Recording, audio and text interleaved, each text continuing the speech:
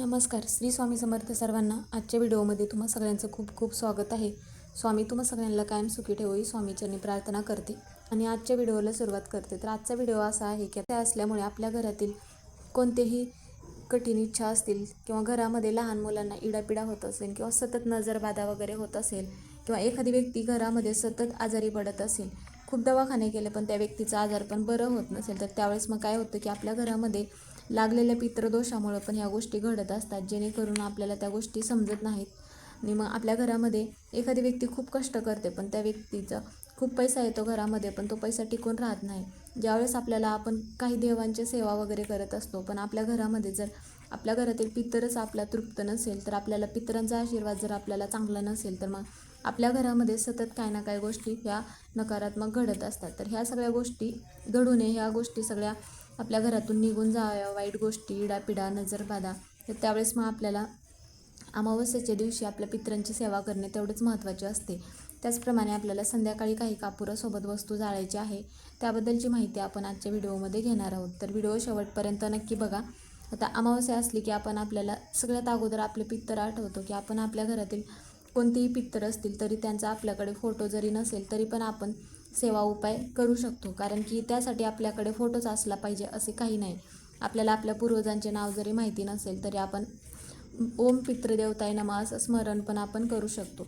आता अमावस्येच्या दिवशी तीर्थ ठिकाणी स्नान करण्याला जास्त महत्त्व दिले जाते. आता आपल्याला तरी तीर्थ ठिकाणी जाऊन स्नान करणं शक्य होत नाही, म्हणून त्यावेळेस मग आपण काय करायचं आहे, घरीच आपल्याला एखादी व्यक्ती सतत आजारी वगैरे असेल तर त्या व्यक्तीला खास उपाय हा करायचा आहे. ती व्यक्ती ज्यावेळेस स्नान करणार असेल तर त्या व्यक्तीसाठी अंघोळीच्या पाण्यामध्ये थोडेसे काळे तीळ टाकून मग स्नान करायला ते पाणी द्यायचं आहे, किंवा मग तुम्ही 2 थेंब गंगाजल टाकून पण हर हर गंगे असा मंत्र म्हणून स्नान करायला ते पाणी देऊ शकता. यामुळे काय होतं की हळूहळू का होईना त्या व्यक्तीतील नकारात्मकता दूर होते, त्या व्यक्तीतील आजार पण बरं होतं. त्याचप्रमाणे मग आता आजच्या दिवशी आपल्याला आंब्यांच्या पानाचं तोरण लावण्याचं जास्त महत्त्व दिलं जातं अमावस्येच्या दिवशी, कारण की आंब्यांच्या पानांचं तोरण जे आहे तर माता लक्ष्मीला जास्त प्रिय असतं आणि नकारात्मकता शोषून घेण्याचं काम आंब्यांच्या पानांमध्ये असतं. म्हणून मग आपल्या घरामध्ये जर पैसा टिकून राहत नसेल तर आजच्या दिवशी आंब्यांच्या पानांचं तोरण आवर्जून लावायचं आहे. आता 11 आंब्यांची पानं घ्यायची आहेत आणि प्रत्येक पानांवरती कुंकवाने स्वस्तिक काढायचं आहे.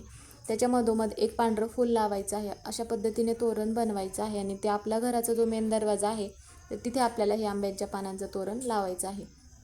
त्याचप्रमाणे आता आजच्या दिवशी आपल्याला पितरांची सेवा करण्यासाठी आता आपण दही भाताचा तर नैवेद्य ठेवतच असतो, कारण की आता पितरांची सेवा दररोज करणे आपल्याला जमत नाही, म्हणून मग आपण अमावस्येच्या दिवशी पितृदोष दूर व्हावा म्हणून काही उपाय आपण करत असतो.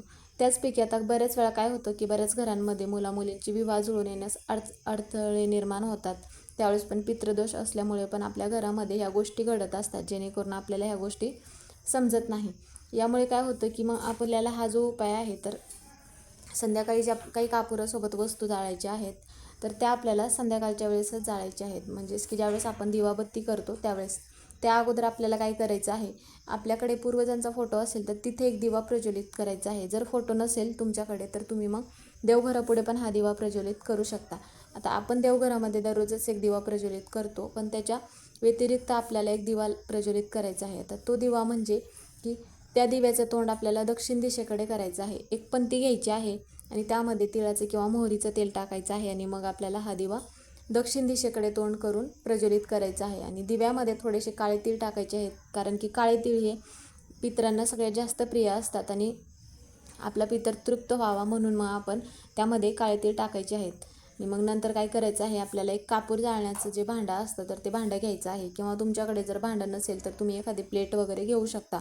आणि त्यामध्ये आपल्याला काय करायचं आहे, भीमसेनी कापूर घ्यायचा आहे. आता जर तुमच्याकडे भीमसेनी कापूर नसेल तर तुम्ही साधा कापूर पण घेऊ शकता, पण भीमसेनी कापरामध्ये नकारात्मकता शोषून घेण्याचं काम करते, म्हणून मग आपल्याला भीमसेनी कापूरच घ्यायचा आहे. मग त्याच्या आपल्याला 5 वड्या घ्यायच्या आहेत आणि घराचा जो मुख्य दरवाजा आहे आपला तर तिथे आपल्याला भीमसेनी कापूर घेतल्यानंतर त्यातले एक भीमसेनी कापूर आपल्याला मुख्य दरवाजावरती जाळायचं आहे आणि त्यामध्ये थोडेसे काळे तीळ टाकायचे आहेत.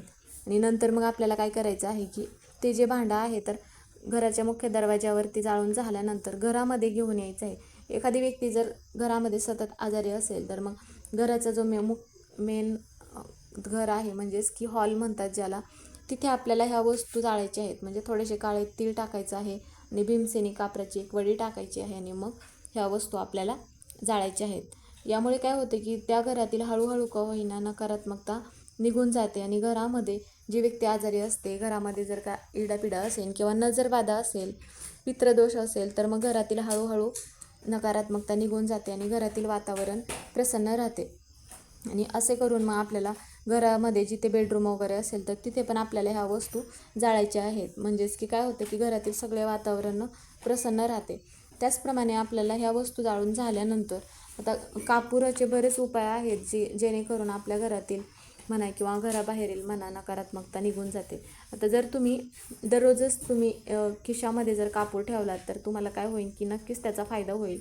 कारण की कापूर खिशात ठेवल्यामुळे काय होतं की व्यक्तीचे मन शांत राहते. नकारात्मक विचार जर येत असतील एखाद्या व्यक्तीला सतत, तर मनातील नकारात्मक विचार निघून जातात आणि सतत चांगले विचार मनामध्ये येत असतात. आता कोणतेही काम तुम्ही करत असताना तुमचं जर मन लागत नसेल किंवा बरेच वेळा एखाद्या व्यक्तीला काय होतं की मनामध्ये सतत वाईट विचार येत असतात किंवा कोणतं काम घरातलं असेल किंवा बाहेरचं असेल, जर काम करत असेल तर त्या कामामध्ये मन लागत नसेल तर त्या व्यक्तीने काय करायचं आहे, खिशामध्ये कापूर ठेवायचं आहे. जेणेकरून त्या व्यक्तीला त्या कामामध्ये मन रमेल किंवा ते काम करण्यासाठी उत्साह निर्माण होईल. त्याचप्रमाणे घरामध्ये जर सतत वादविवाद निर्माण होत असतील किंवा इतर छोट्या छोट्या कारणावरून घरामध्ये भांडणतंटे होत असतील तर मग त्या व्यक्तीसाठी आपल्याला खासा उपाय करायचा आहे. खिशामध्ये कापूर ठेवायला द्यायचा आहे. जेणेकरून त्या व्यक्तीतील कलह म्हणा किंवा मग वादविवाद निर्माण होणार नाहीत. ते व्यक्तीमधील नकारात्मकता निघून जाते. आणि एखादी व्यक्ती आहे घरातील, ती घरातून बाहेर पडत असेल आणि त्या व्यक्तीमध्ये म्हणजेच की सतत घरामध्ये पैसा येतो पण तो पैसा टिकून राहत नाही, त्या व्यक्तीला सतत आर्थिक समस्या निर्माण होत असतील तर खास त्या व्यक्तीसाठी हा उपाय करायचा आहे. त्या व्यक्तीला पण कापूर खिशात ठेवायला द्यायचा आहे. जेणेकरून त्या व्यक्तीच्या आर्थिक ज्या पण काही अडचणी आहेत तर त्या अडचणी दूर होतात आणि कधीच कोणत्या गोष्टींची कमतरता भासत नाही. आता आपण तर आपल्या पूर्वजांसाठी सेवा हे करतच असतो. त्याचप्रमाणे हे जर उपाय आपण केले तर अमावस्येच्या दिवशी आपल्या घरातील ज्या पण काय वाईट नकारात्मकता आहेत, इडापिडा आहे, एखाद्या व्यक्तीचा आजारपण आहे, पितृदोष असेल, तर हे सगळं दूर होण्यासाठी मदत होते. म्हणून अमावस्येच्या दिवशी आपल्या इतर ज्या पण काही सेवा आहेत, उपाय आहेत, ते करणं सगळ्यात जास्त महत्त्वाचं आहे. त्याचप्रमाणे आजच्या दिवशी आपल्या पूर्वजांचं नाव माहिती नसेल आपल्याला तर ओम पितृदेवताय नमः असं आपल्याला स्मरण करायचं आहे. जेणेकरून देवांचा पण आपल्याला आशीर्वाद मिळतो. त्याचप्रमाणे आपल्याला पूर्वजांचा पण आशीर्वाद आपल्याला चांगला मिळणे तेवढेच महत्त्वाचे आहे. तर मग आजच्या व्हिडिओतून एवढीच माहिती सांगायची होती. म्हणून मग तुमच्या घरामध्ये ज्या समस्या असतील तर त्या समस्या दूर व्हाव्या, पितृदोष नष्ट व्हावा, घरातील नकारात्मकता निघून जावी असे प्रत्येकाला वाटत असते. म्हणून मग अमावस्या असल्यामुळे तुम्ही पण मग संध्याकाळच्या वेळेस या ज्या वस्तू आहेत तर या वस्तू आपल्याला जाळायच्या आहेत. व्हिडिओ कसा वाटला कमेंट करून नक्की सांगा. कमेंटमध्ये श्री स्वामी समर्थ किंवा ओम पितृदेवताय नमः लिहायला विसरू नका. व्हिडिओ पूर्ण बघितल्याबद्दल धन्यवाद.